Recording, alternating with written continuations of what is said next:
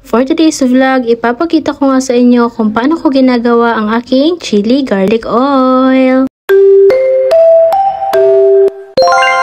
Bumili nga ho ako ng bawang at mga sili dito sa palengke. Para nga ho ito sa gagawin kong chili garlic oil. Ito nga po yung day 2 preparation ko para sa aking small business. Dahil nga ho, meron ho akong binibentang siomai at kwek-kwek, hindi talaga po pwede na walang chili garlic oil yan. Dahil nga itong chili garlic oil ang nagbibigay ng sarap sa ating kwek-kwek at siomai. 1 kilong bawang nga ho yung binili ko at kalahating kilo ng sili. Dinamihan ko na nga yung sili para naman diba sobrang anghang talaga. At matapos ko na nga pinamili yung mga kakailanganin ko ay agad na ako umuwi. Pagdating ako sa pamamalengke, ako lang ho mag-isa ang pumupunta sa palengke. Para nga kasi mabudget ko ng maayos yung puhunan na ilalabas ko. Pag uwi ko nga ho sa bahay, pinabalatan ko na ho itong mga bawang. At matapos na nga ho itong mabalatan, nilagay ko lang ho ito sa food processor. Para nga ho ay maging pino itong mga bawang natin. Sobrang hirap po kasi kapag wala kayong food processor. Napakatagal po talaga ng process kapag mano-mano nyo po yung hihiwain. Lalo na nga at 1 kilong bawang yung binili natin. Kayo na ho bahala kung gaano kapino yung bawang na gusto ninyo. At nung makuha ko na nga yung gusto kong pino sa bawang, nilagay ko na ito sa malaking kawali. At yung iba pang natitirang bawang, pinino ko na rin. Nung matapos na nga ho ako sa bawang, dito naman ho ako sa sili. Siling labuyo nga pala ho yung ginagamit ko rito. Same process nga lang ho sa mga bawang, pipinuhin lang ho natin yan. Dahil nga ho pang sasahog lang naman ho natin dito sa kwek-kwek at siomai, pinino ko talaga ito na mabuti para naman mas marami. Para naman 'di ba hindi tayo lugi at para din naman meron pa rin tayong kikitain.